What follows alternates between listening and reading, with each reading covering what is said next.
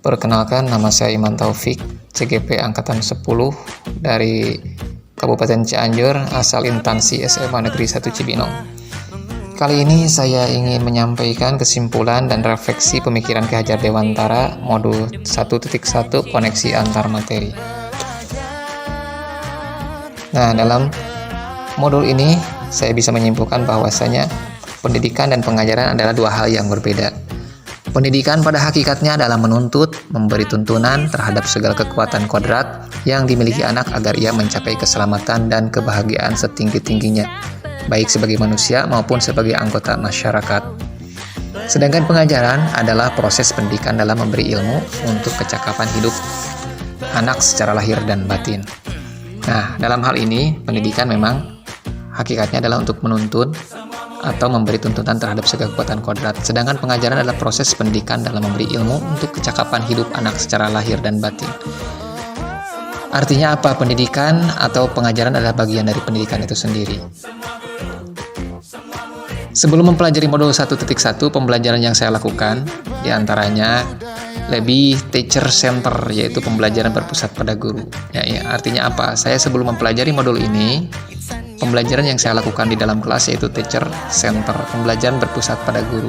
Kita selaku guru hanya memberikan pemahaman-pemahaman atau konsep-konsep kepada anak, sehingga bisa diartikan bahwa kita adalah sebagai pusat atau center dari pendidikan itu sendiri atau pembelajaran itu sendiri.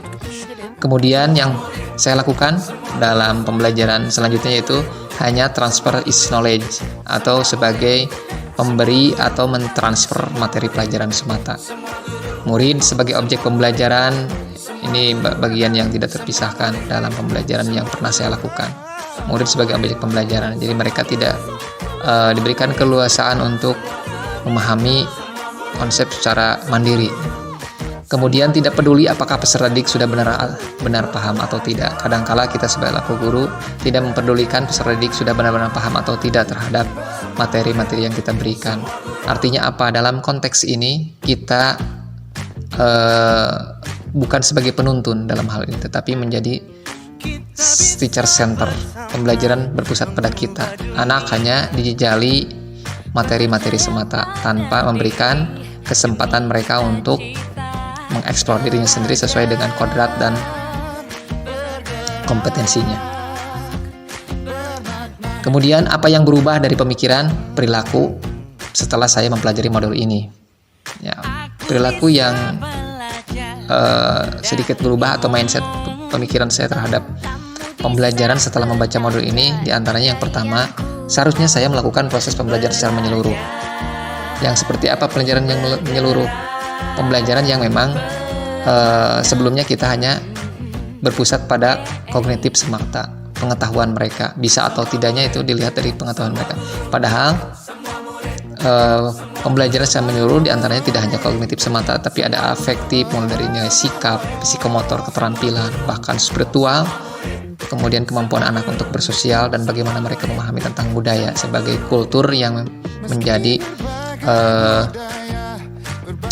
bagian tidak terpisahkan dalam pembentukan karakter. Kemudian setelah saya membaca modul ini juga, saya beranggapan bahwa murid sebagai subjek pembelajaran, bukan lagi sebagai objek pembelajaran, tapi murid sebagai subjek pelaku utama dalam pembelajaran. Mereka bisa bekerja secara berkelompok, kolaborasi, maupun bekerja secara mandiri.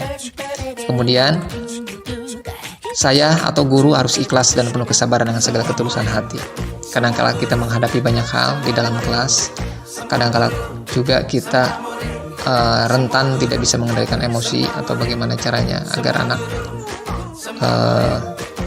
paham terhadap pelajaran kita. Namun dalam hal ini, dalam kenyataannya di lapangan, bahwasanya anak-anak tidak memiliki karakter yang sama, tapi memiliki perbedaan-perbedaan. Dalam hal ini kita harus ikhlas dan penuh kesabaran dengan segala ketulusan hati untuk mengantarkan anak-anak kita menuju keberhasilan.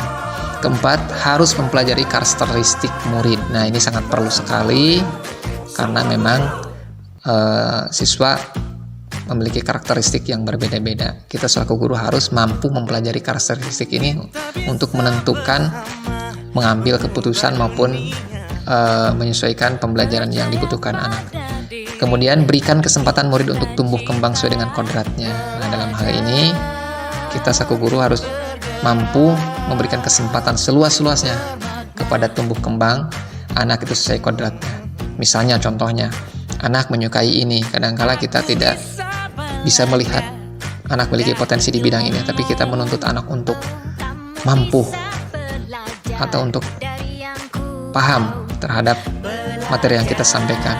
Namun pada dasarnya anak memiliki perbedaan-perbedaan untuk memahami konsep yang kita sampaikan. Nah, dalam hal ini kita harus memberikan kesempatan seluas-luasnya sesuai tumbuh kembang dan kodratnya.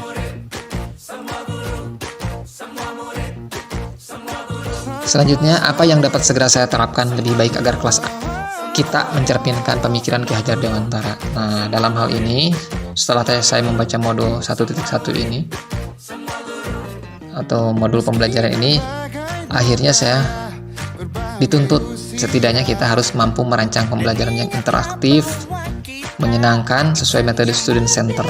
Nah, student center ini artinya apa? Pembelajaran itu berpusat pada siswa itu sendiri. Mereka diajarkan untuk mandiri. Kemudian menerapkan pembelajaran di abad 21, berpikir kritis, kreatif, komunikatif, dan kolaboratif. Saat ini sudah tidak saatnya lagi kita bersaing dalam pembelajaran, namun anak diberi kesempatan untuk kolaboratif. Kadangkala kita dengan anak juga harus mampu berkolaborasi. Kemudian mengenali karakter dan latar belakang murid dan dengan menjalin komunikasi yang baik. Nah, kita tidak boleh menutup diri terhadap bagaimana perkembangan anak didik kita sendiri gitu ya.